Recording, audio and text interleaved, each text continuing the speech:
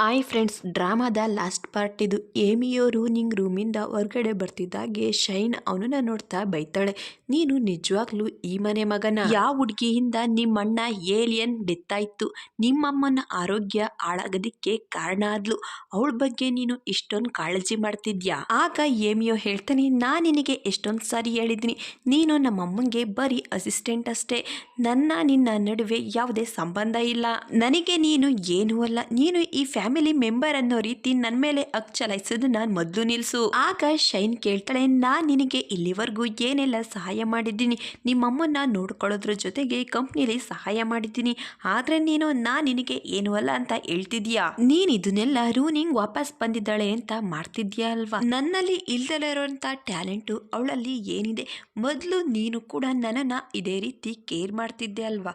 ಆಗ ಏಮಿಯೋ ಅವಳ ಕೆನ್ನೆನ ಇಟ್ಕೊಂಡು ಹೇಳ್ತಾನೆ, ನೀನ್ ಮೊದಲು ನನಗೆ ಪಾಪ ಅನ್ನಿಸ್ತಿದೆ, ತುಂಬಾ ಒಳ್ಳೆಯವಳು ಅಂತ ಅನ್ಕೊಂಡಿದ್ದೆ, ಆದ್ರೆ ನೀನ್ ನಿಜವಾದ ರೂಪ ಏನು ಅಂತ ನನ್ಗೆ ಈಗ ಗೊತ್ತಾಗಿದೆ. ನಿನಗೆ ಲಾಸ್ಟ್ ಟೈಮ್ ವಾರ್ನ್ ಮಾಡ್ತಿದ್ದೀನಿ, ರೂನಿಂಗ್ ನ ಒಬ್ಳನೇ ಬಿಡು, ಅವಳಿಂದ ದೂರ ಇರು, ಮೊದ್ಲಾಗೆ ಅವಳಿಗೆ ಸಮಸ್ಯೆ ಮಾಡೋದಿಕ್ಕೆ ನೋಡಿದ್ರೆ ನನಗಿಂತ ಕೆಟ್ಟವನು ಬೇರೆ ಯಾರು ಇರಲ್ಲ ಅಂತ ಹೇಳಿ ಅಲ್ಲಿಂದ ಹೋಗ್ತಾನೆ. ಶೈನ್ ಮಾತ್ರ ಸೈಲೆಂಟ್ ಆಗಿ ನಿಂತಿರ್ತಾನೆ.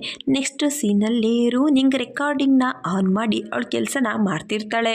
ರೂನಿಂಗ್ ಇವತ್ತು ಏಮಿಯೋನ ತುಂಬಾ ಹಳೆ ಪೇಂಟಿಂಗ್ ನ ಸರಿ ಮಾಡೋದಿರುತ್ತೆ. ಸಡನ್ ಆಗಿ ಅಲ್ಲಿಗೆ ಶೈನ್ ಬಂದು ಜಗಳ ಮಾಡೋದಕ್ಕೆ ಶುರು ಮಾಡ್ತಾಳೆ. ಏಮಿಯೋ ಹಿಂದೆ ನೀನು ಸುತ್ತದನ್ನ ಬಿಡೋದಿಕ್ಕೆ ನಿನಗೆ ಏನ್ ಬೇಕೇಳು? ರಾತ್ರಿ ಕೂಡ ನೋಡ್ದೆ ನಿನ್ನ ಆರೋಗ್ಯದ ಸಮಸ್ಯೆನ ಏಮಿಯೋಗೆ ಗೊತ್ತಾಗೋ ಹಾಗೆ ಮಾಡಿ ಅವನನ್ನ ನಿನ್ನ ಹತ್ರ ಬರೋ ಹಾಗೆ ಮಾಡ್ದೆ, ನಿನಗೆ ಸ್ವಲ್ಪನೂ ನಾಚಿಕೆ ಆಗಲ್ವಾ? ಆಗ ರೂನಿಂಗ್ ಸೈಲೆಂಟ್ ಆಗಿ ಇಲ್ಲಿಂದ ಹೊರ್ಗಡೆ ಹೋಗು ಅಂತ ಹೇಳ್ತಾಳೆ.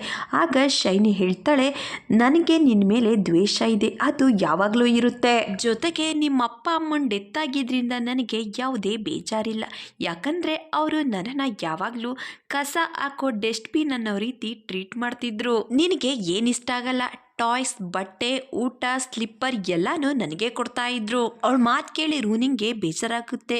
ನನ್ನ ಪೇರೆಂಟ್ಸ್ ಡೆತ್ ಆಗಿರೋ ದುಃಖ ಇರ್ಲಿ, ಅವ್ರ ಮೇಲೆ ರೆಸ್ಪೆಕ್ಟ್ ಕೂಡ ಇಲ್ಲ ಇವಳಿಗೆ ಅಂತ ಹೇಳಿ ಮನಸ್ಸಿನಲ್ಲಿ ಯೋಚನೆ ಮಾಡ್ತಿರ್ಬೇಕಾದ್ರೆ ಶೈನ್ ರೂನಿಂಗ್ಗೆ ಒಂದು ಸತ್ಯ ಹೇಳ್ತಾಳೆ. ನಿಮ್ಮಮ್ಮ ಮಿಸ್ ಆಗಿ ಬಾಲ್ಕನಿಯಿಂದ ಬಿದ್ದು ಡೆತ್ ಆಗಿದ್ದಲ್ಲ, ಅವ್ರನ್ನ ಮೇಲ್ಗಡೆಯಿಂದ ತಳ್ಳಿದ್ದು ಅದು ಬೇರೆ ಯಾರು ಅಲ್ಲ, ಏಮಿಯೋ ಅಮ್ಮ. ಅವಳ ಮಾತು ಕೇಳಿ ರೂನಿಂಗ್ಗೆ ಫುಲ್ಲು ಶಾಕ್ ಆಗುತ್ತೆ. ಈಗ ಸ್ಟೋರಿ ಪಾಸ್ಟ್ ಬರುತ್ತೆ. ಮಿಸ್ ರಿನ್ ಶೈನ್ ಜೊತೆ ಹೋಟೆಲ್ ರೂಮ್ ಅಲ್ಲಿ ಇರ್ತಾರೆ. ಆಗ ಹೊರ್ಗಡೆ ಅವ್ರ ಹಸ್ಬೆಂಡ್ ಮಿಸ್ಟರ್ ಎ ವಯಸ್ಸನ್ನ ಕೇಳ್ತಾರೆ. ಮಿಸ್ಟರ್ ಎ ರೂನಿಂಗ್ ಅಮ್ಮನ್ಗೆ ಹೇಳ್ತಿರ್ತಾರೆ, ಪ್ಲೀಸ್ ವಾಪಸ್ ನನ್ನ ಲೈಫ್ಗೆ ಬಂದ್ಬಿಡು, ನಿನ್ನ ಈಗಲೂ ಕೂಡ ನನ್ನ ಕೈಲಿ ಮರೆಯೋದಿಕ್ಕಾಗ್ತಿಲ್ಲ.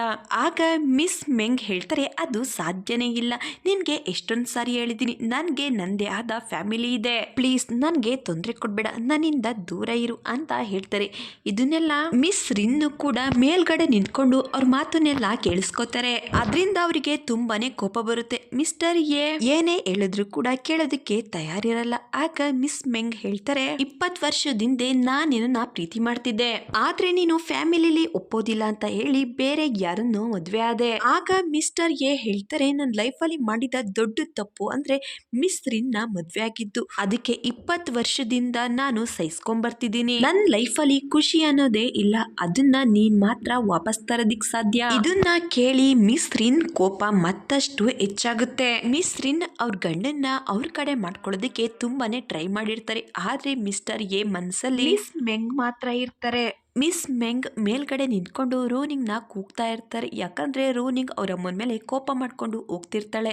ಆಗ ಮಿಸ್ ರಿನ್ ಕೋಪದಿಂದ ಬಂದು ರೂನಿಂಗ್ ಅಮ್ಮನ್ನ ಮೇಲ್ಗಡೆಯಿಂದ ತಳ್ಬಿಟ್ಟಿರ್ತಾಳೆ, ಅದರಿಂದ ಅವ್ರು ಡೆತ್ ಆಗಿರುತ್ತೆ. ಇದನ್ನೆಲ್ಲ ಶೈನ್ ಕೂಡ ಅಲ್ಲೇ ನಿಂತ್ಕೊಂಡು ನೋಡಿರ್ತಾಳೆ. ಇದ್ರರ್ಥ ಮಿಸ್ ರಿನ್ಗೆ ಬ್ಲಾಕ್ ಮೇಲ್ ಮಾಡ್ತಾ ಅವ್ರ ಹತ್ರ ಅಮೌಂಟ್ ನ ತಗೊಂಡು ನೋಡ್ತಾನೆ ರಿಚ್ ಆಗಿರ್ತಾಳೆ. ರೂನಿಂಗ್ ಶೈನ್ ನ ಕೇಳ್ತಾಳೆ, ಇಷ್ಟು ದಿವಸ ಇಲ್ದಲೆ ಈಗ ಯಾಕೆ ಸಡನ್ ಆಗಿ ಈ ವಿಷಯ ಹೇಳ್ದೆ ಅಂತ. ಆಗ ಶೈನ್ ಹೇಳ್ತಾಳೆ, ಯಾಕಂದ್ರೆ ಏಮಿಯೋನ ನೀನು ನೋಡ್ದಾಗೆಲ್ಲ ನಿನ್ಗೆ ಅನಿಸ್ಬೇಕು ನಮ್ಮಮ್ಮ ಡೆತ್ ಆಗೋದಕ್ಕೆ ಇವರಮ್ಮನೇ ಕಾರಣ ಅಂತ. ಆಗ ರೂನಿಂಗ್ ಕೇಳ್ತಾಳೆ, ಇಷ್ಟು ದೊಡ್ಡ ಸತ್ಯನ ಇಷ್ಟು ವರ್ಷ ಯಾಕೆ ಮುಚ್ಚಿಟ್ಟಿದೆ? ಆಗ ಶೈನ್ ಹೇಳ್ತಾಳೆ, ಯಾಕಂದ್ರೆ ನೀನು ನೋವು ಅನುಭವಿಸೋದನ್ನ ನೋಡೋದಕ್ಕೆ ನನಗಿಷ್ಟ. ದುಃಖದ ವಿಷಯ ಏನು ಅಂದ್ರೆ ನಿನ್ಗೆ ಸತ್ಯ ಗೊತ್ತಾದ್ಮೇಲೂ ಕೂಡ ನಿನ್ ಕೈಲಿ ಏನು ಮಾಡೋದಿಕ್ಕಾಗಲ್ಲ, ಯಾಕಂದ್ರೆ ನಿನ್ನ ಹತ್ರ ಯಾವುದೇ ಸಾಕ್ಷಿ ಇಲ್ಲ ನಿಮ್ಮಮ್ಮನ್ಗೆ ನ್ಯಾಯ ಕೊಡ್ಸೋದಿಕ್ಕೆ. ಆಗ ರೂನಿಂಗ್ ಅವಳ ಹತ್ರ ಇದ್ದ ವಾಯ್ಸ್ ರೆಕಾರ್ಡ್ ಅನ್ನ ತೋರಿಸ್ತಾ, ನನ್ನ ಹತ್ರ ಮೊದಲು ಯಾವುದೇ ಸಾಕ್ಷಿ ಇರಲಿಲ್ಲ, ಆದ್ರೆ ಈಗ ನನ್ನ ಹತ್ರ ಸಾಕ್ಷಿ ಇದೆ, ನಿನ್ನಂತವಳಿಗೆ ಶಿಕ್ಷೆ ಕೊಡ್ಸೋದಿಕ್ಕೆ. ಶೈನ್ಗೆ ಶಾಕ್ ಆಗುತ್ತೆ. ಓಡ್ಕೊಂಡ್ ಬಂದು ಅವಳ ಹತ್ರ ಇದ್ದ ಸಾಕ್ಷಿನ ಕಿತ್ಕೊಳ್ಳೋದಕ್ಕೆ ನೋಡ್ತಾಳೆ. ಮೊದಲು ಅವರಿಬ್ರು ಮಧ್ಯ ಜಗಳ ಆಗುತ್ತೆ.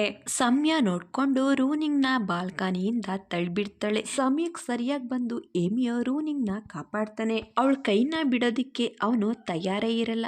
ರೂನಿಂಗ್ಗೆ ಏಮಿಯೋನ ನೋಡ್ತಾ ಆಶ್ಚರ್ಯ ಆಗುತ್ತೆ. ಶೈನ್ ಕೋಪ ಮಾಡ್ಕೊಂಡು ಅಲ್ಲೇ ಇದ್ದ ಒಂದು ಇಟ್ಕೆನ ತಗೊಂಡು ಒಡೆಯೋದಿಕ್ಕೆ ಅಂತ ಹೋಗ್ತಾಳೆ. ಅಷ್ಟರಲ್ಲಿ ಏಮಿಯೋ ಮಾತನ್ನ ಕೇಳಿ ಅವಳಿಗೆ ಮತ್ತಷ್ಟು ಶಾಕ್ ಆಗುತ್ತೆ. ಏಮಿಯೋ ರೂನಿಂಗ್ಗೆ ಐ ಲವ್ ಯು ಅಂತ ಹೇಳ್ತಿರ್ತಾನೆ. ರೂನಿಂಗು ಕೂಡ ಡೆತ್ ಆಗ್ಬೇಕು ಅಂತ ಪ್ರಯತ್ನ ಪಡಲ್ಲ. ಏಮಿಯೋಗಾಗಿ ಮೇಲ್ಗಡೆ ಬರೋದಕ್ಕೆ ಟ್ರೈ ಮಾಡ್ತಿರ್ತಾಳೆ. ಮತ್ತೊಂದ್ ಕಡೆ ಶೈನ್ ಹೃದಯ ಕೂಡ ಒಡೆದೋಗುತ್ತೆ. ಯೋಚನೆ ಮಾಡೋದಕ್ಕೆ ಶುರು ಮಾಡ್ತಾಳೆ. ರೂನಿಂಗ್ ಡೆತ್ ಆಗೋ ಸ್ಥಿತಿಲಿದ್ದಾಳೆ, ಆದ್ರೂ ಕೂಡ ನಾನು ಅವಳನ್ನ ಸೋಲ್ಸೋದಿಕ್ಕಾಗ್ತಿಲ್ಲ ಅಂತ ಹೇಳಿ ಏಮಿಯೋ ಜೊತೆ ಕಳೆದಿದ್ದ ಮೂಮೆಂಟ್ಸನ್ನೆಲ್ಲ ನೆನಪು ಮಾಡ್ಕೊತಾ ಅವನ ಮೇಲೆ ಅವಳಿಗೆ ಯಾವಾಗ ಪ್ರೀತಿ ಆಯ್ತು ಅನ್ನೋದನ್ನು ನೆನಪು ಮಾಡ್ಕೊತ ಕೈಲಿದ್ದ ಇಟ್ಕೆನ ಬಿಸಾಕಿ ರೂನಿಂಗ್ ಮೇಲ್ಗಡೆ ಬರೋದಕ್ಕೆ ಅವಳು ಕೂಡ ಸಹಾಯ ಮಾಡೋದಕ್ಕೆ ಅಂತ ಹೋಗ್ತಾಳೆ. ಶೈನ್ನ ನೋಡಿ ರೂನಿಂಗು ಕೂಡ ಆಶ್ಚರ್ಯ ಆಗುತ್ತೆ. ಈ ಸೀನ್ ಇಲ್ಲಿಗೆ ಕಟ್ ಆಗುತ್ತೆ. ನೆಕ್ಸ್ಟ್ ಹೊರಗಡೆ ಸೀನ್ ನೋಡ್ತೀವಿ. ಶೈನ್ ಏಮಿಯೋ ಮನೆನ ಬಿಟ್ಟು ಹೋಗ್ತಿರ್ತಾಳೆ. ಅವಳು ಮನಸ್ಸಿನಲ್ಲೇ ಯೋಚನೆ ಮಾಡ್ತಾಳೆ, ನಾನು ರೂನಿಂಗಿಂತ ಮುಂದೆ ಇರಬೇಕು ಅಂತ ಏನೆಲ್ಲ ಮಾಡಿದೆ, ಆದ್ರೂ ಕೂಡ ಅವಳನ್ನ ಸೋಲ್ಸೋದಿಕ್ಕಾಗ್ಲಿಲ್ಲ. ನನ್ನ ಹತ್ರ ಈಗ ಪವರ್ ಇದೆ, ಅಮೌಂಟ್ ಇದೆ, ಹೆಸರಿದೆ, ಫೇಮ್ ಇದೆ, ಆದ್ರೆ ನನ್ನ ಕೈಲಿ ಗೆಲ್ಲೋದಿಕ್ಕಾಗ್ಲಿಲ್ಲ. ಅದಕ್ಕೆ ಅವಳ ಲೈಫಿಂದ ನಾನು ದೂರ ಹೋಗ್ತಿದ್ದೀನಿ. ಆಕ್ಚುಲಿ ರೂನಿಂಗ್ ಶೈನ್ಗೆ ಶಿಕ್ಷೆ ಕೊಡಿಸ್ಬೇಕಾಗಿರುತ್ತೆ, ಆದ್ರೆ ರೂನಿಂಗ್ ಪೊಲೀಸ್ಗೆ ಸತ್ಯ ಹೇಳಿರಲ್ಲ. ಯಾಕಂದ್ರೆ ಶೈನ್ ಜೊತೆ ಮಿಸ್ ರಿಂಗು ಕೂಡ ಶಿಕ್ಷೆ ಆಗ್ತಿರುತ್ತೆ. ಈಗಾಗಲೇ ಅವರು ಮೆಂಟಲ್ ಆಗಿ ಅವ್ರು ಮಾಡಿರೋ ತಪ್ಪಿಗೆ ಶಿಕ್ಷೆ ಅನುಭವಿಸ್ತಿರ್ತಾರೆ. ಏಮಿಯೋ ಏಲಿಯನ್ ಬಗ್ಗೆ ಯೋಚನೆ ಮಾಡ್ತಾ ರೂನಿಂಗ್ ಅವ್ರನ್ನ ಬಿಟ್ಬಿಟ್ಟಿರ್ತಾಳೆ. ಇದರಿಂದಾಗಿ ಶೈನು ಕೂಡ ಬಚಾವಾಗಿರ್ತಾಳೆ. ಆದ್ರೆ ಮಿಸ್ ರಿಂಗ್ ಈಗಲೂ ಕೂಡ ರೂನಿಂಗ್ ನ ದ್ವೇಷ ಮಾಡ್ತಿರ್ತಾರೆ. ಅವಳನ್ನ ನೋಡ್ತಿದ್ದಾಗೆ ಬಾಯಿಗೆ ಬಂದಾಗೆಲ್ಲ ಬೈಯೋದಕ್ಕೆ ಶುರು ಮಾಡ್ತಾರೆ. ನನಗೆ ನಿನ್ ಕಂಡ್ರೆ ಇಷ್ಟ ಇಲ್ಲ, ನಾನು ನಿನ್ನ ದ್ವೇಷ ಮಾಡ್ತೀನಿ. ಆಗ ರೂನಿಂಗ್ ಹೇಳ್ತಾಳೆ, ನನಗೆ ಗೊತ್ತು ನಿಮಗೆ ನನ್ನ ಕಂಡ್ರೆ ಇಷ್ಟ ಇಲ್ಲ ಅಂತ. ಆಗ ಮಿಸ್ ರಿಂಗ್ ಕೇಳ್ತಾರೆ, ನನ್ನ ಮಗ ನಿನ್ನ ಜೊತೆ ಕೊನೆಯದಾಗಿ ಏನು ಮಾತಾಡ್ದ ನನಗೆ ಹೇಳು ಅಂತ. ರೂನಿಂಗ್ ಸ್ವಲ್ಪ ಸಮಯ ಯೋಚನೆ ಮಾಡೋದಕ್ಕೆ ಶುರು ಮಾಡ್ತಾಳೆ. ನಮ್ಮಮ್ಮನ ಜೊತೆ ಇವರು ಎಷ್ಟು ಕೆಟ್ಟದಾಗಿ ನಡ್ಕೊಂಡ್ರು, ಇವರಿಂದಾಗಿ ನಮ್ಮಮ್ಮ ನನ್ನಿಂದ ದೂರ ಆದ್ರು ಅಂತ ಹೇಳಿ ಮನಸ್ಸಿನಲ್ಲಿ ಯೋಚನೆ ಮಾಡ್ತಾ ಮಿಸ್ ರಿಂಗ್ಗೆ ಏನನ್ನು ಇಳ್ದಲೆ ಅಲ್ಲಿಂದ ಎದ್ದೋಗ್ತಿರ್ತಾಳೆ. ಮಿಸ್ ರಿಂಗ್ ಮಾತ್ರ ರೂನಿಂಗ್ನ ನೋಡ್ತಾ ಕೂಗಾಡ್ತಿರ್ತಾರೆ. ರೂನಿಂಗ್ ಹೊರ್ಗಡೆ ಬರ್ತಿದ್ದಾಗೆ ಏಲಿಯನ್ ಕೊನೆಯದಾಗಿ ಹೇಳಿದ ಮಾತನ್ನ ನೆನಪು ಮಾಡ್ಕೋತಾಳೆ. ಏಲಿಯನ್ ಹೇಳಿರ್ತಾನೆ, ನಾನು ಕೂಡ ನಿನ್ನನ್ನ ತುಂಬಾನೇ ಇಷ್ಟಪಡ್ತೀನಿ, ಆದ್ರೆ ನನ್ನ ತಮ್ಮ ಏಮಿಯೋ ನಿನ್ಗಾಗಿ ಕಾಂಪ್ರಮೈಸ್ ಮಾಡ್ಕೊಳ್ಳೋದಿಕ್ಕೆ ರೆಡಿ ಇದ್ದೀನಿ. ಏಲಿಯನ್ ಎಲ್ಲಾನು ಸರಿ ಮಾಡೋದಿಕ್ಕೆ ನೋಡ್ತಾ ಇದ್ರೆ ಮಿಸ್ ರಿಂಗ್ ಮಾಡಿದ ತಪ್ಪಿಂದ ಎಲ್ಲಾರ ಲೈಫ್ ಕೂಡ ಹಾಳಾಗೋಯ್ತು. ಆಕ್ಚುಲಿ ಮಿಸ್ಟರ್ ಎ ಅವ್ರ ಸ್ವಾರ್ಥ ಮಾತ್ರ ನೋಡ್ಕೊಂಡ್ರು, ಅದ್ರಿಂದ ಎಲ್ರು ಕೂಡ ಅವರು ಇಷ್ಟಪಡುವಂತ ವ್ಯಕ್ತಿಗಳನ್ನ ಕಳ್ಕೋಬೇಕಾಗಿ ಬಂತು. ಪ್ರೆಸೆಂಟ್ ನಲ್ಲಿ ನಿಧಾನವಾಗಿ ಎಲ್ಲ ಸರಿ ಹೋಗ್ತಾ ಬರುತ್ತೆ. ಮತ್ತೊಂದ್ ಕಡೆ ಕ್ಯಾಟಿ ಚಾಲ್ಮೋಗೆ ಮದ್ವೆ ಆಗೋದಕ್ಕೆ ಪ್ರಪೋಸ್ ಮಾಡ್ತಾಳೆ. ಅವನು ಕೂಡ ಈಸಿಯಾಗಿ ಒಪ್ಕೋತಾನೆ. ಮತ್ತೊಂದ್ ಕಡೆ ರೂನಿಂಗ್ ಕಾಲೇಜಿಗೆ ಬಂದಿರ್ತಾಳೆ. ಅವಳು ಹಳೆ ಮೆಮೊರೀಸ್ ಎಲ್ಲ ನೆನಪಾಗ್ತಿರುತ್ತೆ. ಏಮಿಯೋ ರೂನಿಂಗ್ ಕಾಲೇಜಲ್ಲಿ ಎಷ್ಟೆಲ್ಲ ಎಂಜಾಯ್ ಮಾಡ್ತಿದ್ರು, ಒಬ್ರಿಗೊಬ್ರು ಎಷ್ಟೆಲ್ಲ ಕಾಟ ಕೊಡ್ತಿದ್ರು, ಜೊತೆಗೆ ಅವರಿಬ್ರು ಕೂಡ ಖುಷಿಯಾಗಿರ್ತಾರೆ. ಯಾಕಂದ್ರೆ ಅವರು ಒಬ್ರನ್ನ ಒಬ್ರು ಮನಸ್ಸಿಂದ ಅರ್ಥ ಮಾಡ್ಕೊಂಡಿರ್ತಾರೆ.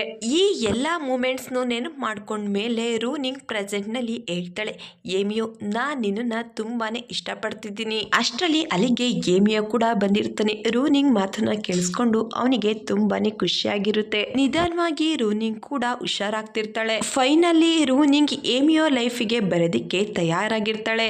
ಇಲ್ಲಿಗೆ ಈ ಡ್ರಾಮಾ ಎಂಡ್ ಆಗುತ್ತೆ. ನಿಮಗೆ ನಾನು ಎಕ್ಸ್ಪ್ಲೈನ್ ಮಾಡೋದು ಇಷ್ಟ ಆದ್ರೆ ನನ್ನ ಚಾನೆಲ್ನ ಸಬ್ಸ್ಕ್ರೈಬ್ ಮಾಡಿ, ಲೈಕ್ ಮಾಡಿ. Thank you.